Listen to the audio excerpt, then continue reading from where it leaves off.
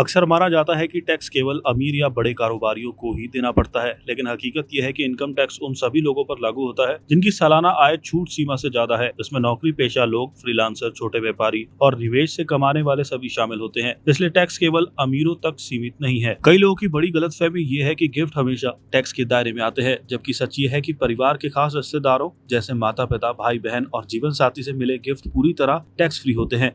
वहीं गैर रिश्तेदारों से मिले गिफ्ट 50,000 रुपए तक ही टैक्स फ्री हैं। अगर इससे ज्यादा मिलते हैं तो पूरा अमाउंट टैक्सेबल हो जाता है। बहुत से लोग मानते हैं कि टैक्स बचाने के लिए निवेश करना वैकल्पिक है और इसका कोई खास फायदा नहीं है, लेकिन सच्चाई ये है कि अगर आप सेक्शन 80C के तहत निवेश नहीं करते तो आपको ज्यादा टैक्स देना पड़ सकता है। पीपीएफ, ईएलएसएस और एलआईसी जैसे विकल्प आपकी टैक्सेबल इनकम घटाने में मदद करते हैं। सही प्लानिंग से आप हर साल 1.5 लाख रुपए तक बचा सकते हैं। बहुत से लोग सोचते हैं कि अगर तय तारीख निकल गई तो आईटीआर फाइल करना नामुमकिन है, लेकिन ऐसा नहीं है। आप दिसंबर 31 तक लेट रिटर्न दाखिल कर सकते हैं। हालांकि इसमें पेनल्टी और ब्याज लग सकता है, इसलिए बेहतर यही है कि जितनी जल्दी हो सके रिटर्न फाइल कर दी जाए। कई लोग मानते हैं कि जब नियोक्ति ने टीडीएस काट लिया है तो आईटीआर फाइल करना जरूरी नहीं है, लेकिन सच्चाई ये है कि आईटीआर फाइल करना आपकी जिम्मेदारी है। अगर आपकी आय बेसिक छूट सीमा से ऊपर है, टीडीएस केवल एडवांस टैक्स का तरीका है। आईटीआर फाइल करने से आप रिफंड क्लेम कर सकते हैं और लॉस कैरी फॉरवर्ड कर सकते हैं। एक आम धारणा ये भी है कि अगर आप इनकम टैक्स के दायरे में नहीं आते तो आईटीआर फाइल करने की जरूरत नहीं है,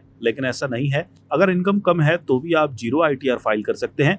इससे लोन लेने और वीजा मिलने में आसानी होती है, साथ ही आपकी वित्तीय रिकॉर्ड भी बन जाता है।